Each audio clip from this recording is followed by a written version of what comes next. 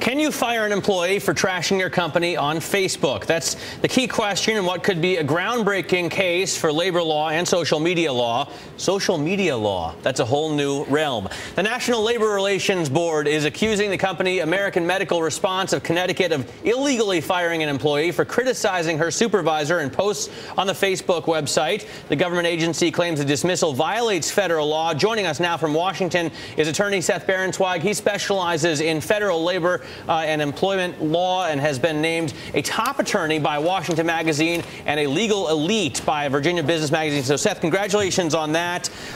Take us through this here, because it would seem to me if you post nasty things about your boss or about your company online, it's a public forum. They would have recourse to let you go.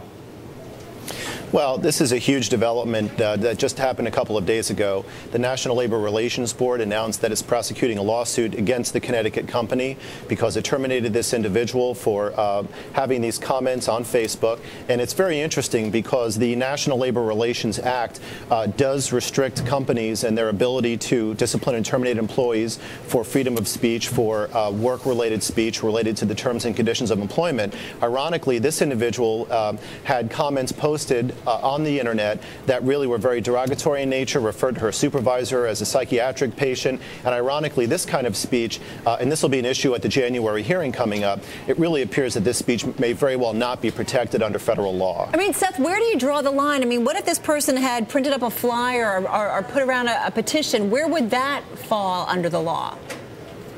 Well, you know, that would be a little bit different than the instant case, because now in this case, we're talking about internet posting and blogging, but it generally relates to the same issue under the National Labor Relations Act, because companies are restricted from taking disciplinary actions against people, employees, when they take actions that relate to sort of a freedom of speech issue regarding relating to the wages, terms, or conditions of their employment. But it's also interesting to note in this case that the company is going to have a problem because its internet posting site on the employment handbook was very broad, and therefore they're going to have to rely upon that as a basis for determination.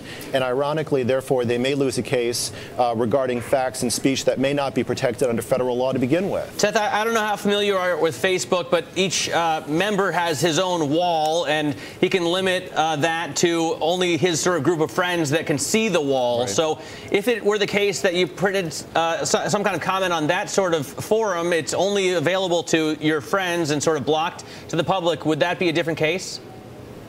Well, it would be a different case, particularly if the people that got permission to go into your venue there on the internet were mostly people in the workplace. The hearing in January in this case will also involve a question of exactly that.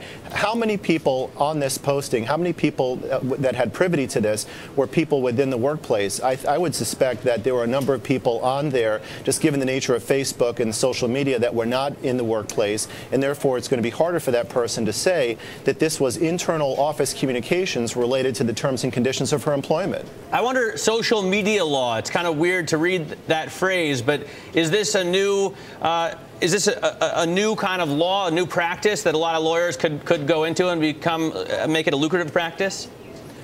Well, I agree, and I think it's an important new area that's developed just based upon this case alone. For example, this is a wake-up call to companies throughout the United States, regardless of whether their individuals are unionized or not.